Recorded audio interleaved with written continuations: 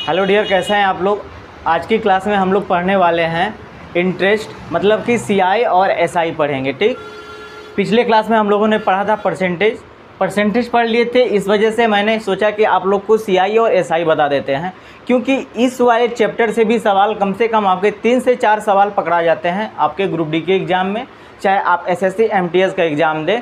इन चैप्टरों से कम परसेंटेज और CI SI से मिलाकर आपका 5 से 6 सवाल हो जाते हैं। ठीक, तो आज की क्लास में हम लोग पढ़ने वाले हैं क्या जी, सीआई और एसआई दोनों कंबाइंड रहेगा।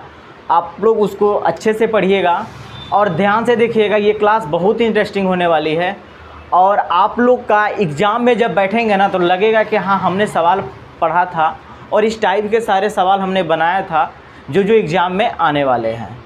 देखिए, कोई भी क्या कर सकता है, जो प्रीवियस ईयर है उसी के पैटर्न पे सवाल बताता है। डाटा हमारा क्या है, चेंज रहेगा, सवाल तरीका वही रहेगा, कुछ बनाने का कंसेप्ट अलग रहेगा। ठीक है, जिससे आपका सवाल जल्दी से जल्दी क्या हो, सोल्व हो सके। ठीक है गाइस, फिर हम लोग क्लास को स्टार्ट करते हैं। क्या होगा बाबू, करा 7% प्रति वर्ष के दर से, मतलब कि R बराबर 7% दिया है। कितना दिया है? 7% प्रति वर्ष के दर से 30,000 रुपये पे, मतलब P बराबर कितना दिया है तो 30,000 N वर्ष के लिए। ठीक है, टाइम हमारा कितना दिया है, N बराबर N ईयर ही दिया है। ठीक, N वर्ष के लिए CI कितना दिया है बाबू, तो CI दिया है हमारा 4347। ठीक है, CI दिया है 4347। तो N का मान आपसे पूछ रहा है कि क्या होगा, N का मान क्या होगा। आप देखिए, N का मान आपसे पूछा है बाबू कि N का मान क्या होगा। इसका ऑप्शन नंबर भी एक बार चेक कर लेते हैं, ऑप्शन नंबर भी देख लें, ऑप्शन भी लिख लेते हैं बाबू। ऑप्शन नंबर पहला 3 दिया है, ऑप्शन नंबर 2 अपन का 2 दिया है, ऑप्शन नंबर 3 कितना दिया है 4, ऑप्शन नंबर 4 कितना दिया है तो 5 दिया है। देखिए, इसका हम डिटेल थोड़ा सा एक बार आपको बताने की कोशिश करते हैं।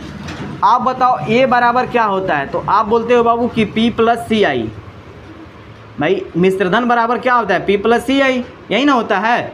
तो आप बताओ C हमारा P इतना दिया है, P कितना दिया है तो 30,000 प्लस 4347।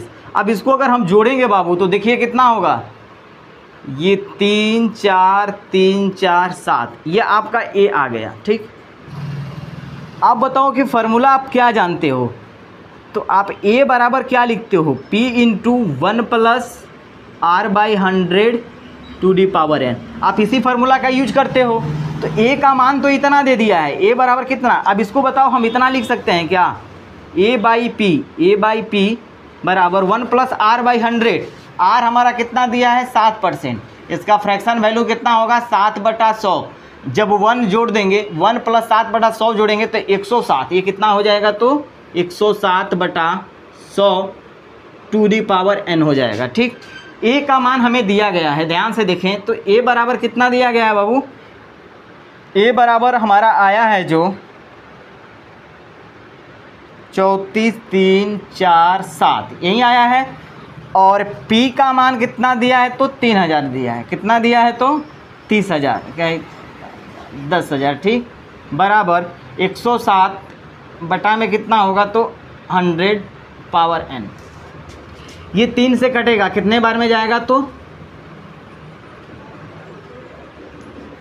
10,000। ये भी 3 से कट जाएगा, 4 3 7 7 3 7 3 10 10 4 14 14 7 21 हो जाएगा। 3 से कटेगा तो 3 एकम 3 3 एकम 3 3 चौके 12 3 चौके 12 3 9 27। ठीक, ये वाला जो नंबर होगा बाबू 11,479, ये कितना 107 का होल स्क्वायर है। ये क्या है बाबू, तो 107 का होल स्क्वायर है।